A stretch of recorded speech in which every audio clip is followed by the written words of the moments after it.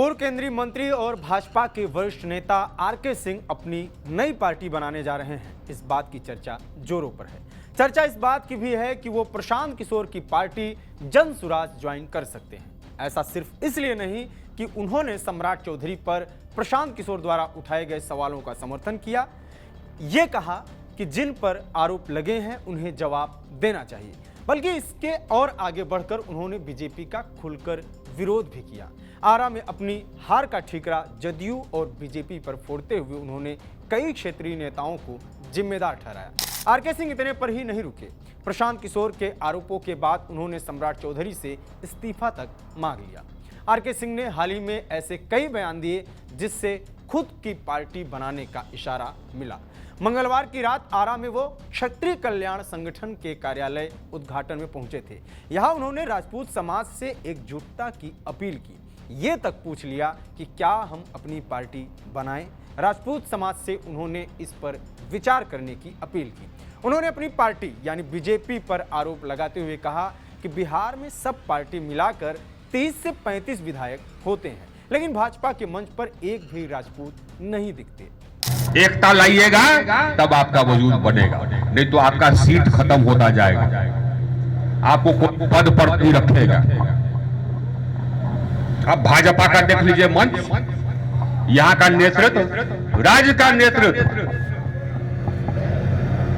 बिहार में कितने विधायक होते हैं राजपूत? 30-35 करीब तक होते हैं सब पार्टी मिला करके। अब भाजपा का नेतृत्व का मंच देख लीजिए, एक राजपूत उस पर नहीं है, एक राजपूत उस मंच पर नहीं है। ये क्या है भैया? ये क्यों है?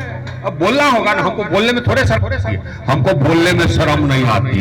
हमने आज तक जात पात नहीं किया, लेकिन तुम आंख में उंगली डालोगे, मुंह में उंगली डालोगे तो हम बोल करके सुना देंगे। उन्होंने कहा कि जो पार्टी हमको ज्यादा सीट देगी उसी का हम सपोर्ट करेंगे। इस चुनाव में हम अपनी शक्ति बता देंगे। लेकिन हम मूर्ख तो है नहीं, हम मूर्ख नहीं, आना मूर्ख बनेंगे। जो मूर्ख नहीं रहते हुए जो मूर्ख बनता है, उससे बड़ा मूर्ख कोई होगा दुनिया में? हाँ, तो हम मूर्ख बनेंगे भी नहीं, मूर्ख न है। बनाइए, एक बैठक करें, अब हम लोग ऐलान करते हैं कि जो पार्टी हम लोग को ज्यादा सीट देगी, हम लोग सब उसी को वोट देंगे, है ना? बोलिए भारत माता की। हमको चुनाव नहीं लड़ना है, लेकिन हमको ये नेतृत्व कर देना है। हम लोग न्याय प्रिय है, लेकिन आप हमको अगर रौंदिएगा पैर के तले तो हम उछल करके मारेंगे न, मारेंगे कि नहीं मारेंगे? तो पैर तले रौंदने का कोशिश मत करिए। हम सबको सुना रहे हैं, यहाँ पर नहीं, जो भी पार्टी के नेता सब हैं सबको सुना रहे हैं कि पैर तले रोकने का कोशिश मत करो। हम बता देंगे कि क्या शक्ति क्या होती है। आइए शक्ति हम लोग बता देंगे ना, इसलिए चुनाव बता देंगे, बताएंगे ना, इसलिए चुनाव बता देंगे। हम लोग तय करेंगे कि कौन पार्टी या कौन गठबंधन हम लोग को सबसे ज्यादा सीट दे रहा है। हम लोग उठे जाएंगे, ये सबको बोल रहा है। राजद में जो राजपूत है उनको भी हम सुना रहे हैं, है ना? सब सुन लीजिए, राजद हो या एनडीए हो, सब या एनडीए गठबंधन।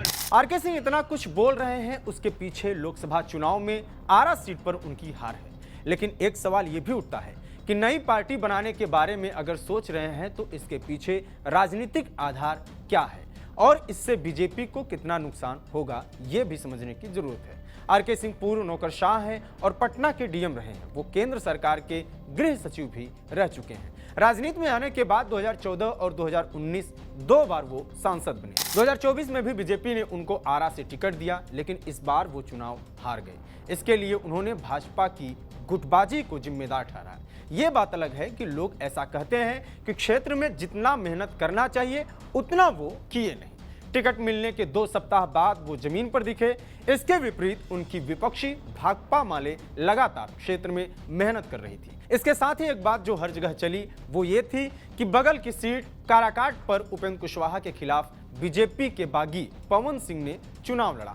पवन सिंह राजपूत हैं। ऐसे में कुशवाहा वोटर्स को लगा कि राजपूत समाज उपेंद्र कुशवाहा का सपोर्ट नहीं कर रहा है। इसका असर बगल की सीट आरा पर भी पड़ा और वहां कुशवाहा समाज ने राजपूत आरके सिंह का समर्थन नहीं किया। यह इसलिए भी कहा गया क्योंकि पवन सिंह को ठीक ठाक वोट मिले थे। उपेंद्र कुशवाहा चुनाव हार गए और दूसरी तरफ आरके सिंह भी चुनाव हार गए। अब आरके सिंह की ताकत की बात करें तो बिहार में अफसर रहे या केंद्रीय मंत्री, इस दौरान उन्होंने जो कार्य किया उसका सीधा असर लोगों पर नहीं है और ये चीजें पुरानी भी हो चुकी हैं। अभी उनके पास ये है कि वो बीजेपी में राजपूत समाज के चर्चित चेहरा हैं।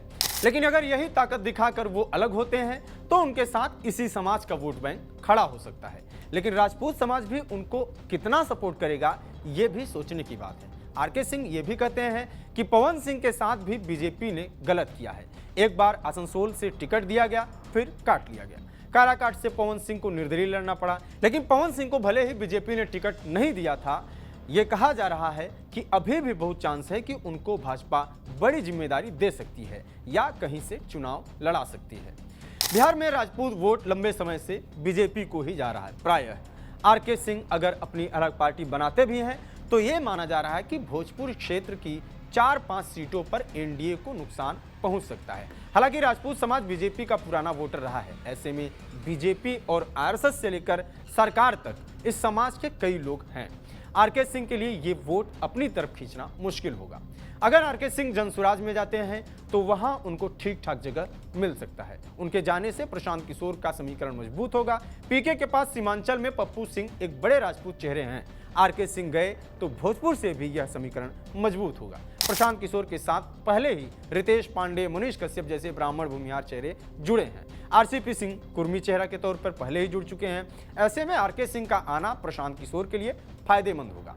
क्या करते हैं आरके सिंह, यह देखना होगा। बीजेपी में तो फिलहाल बने रहेंगे, ये कहना अब मुश्किल है। आपकी राय क्या है कमेंट बॉक्स में जरूर बताएं। जुड़े रहिए टीवी 9 बिहार झारखंड के साथ। नमस्कार।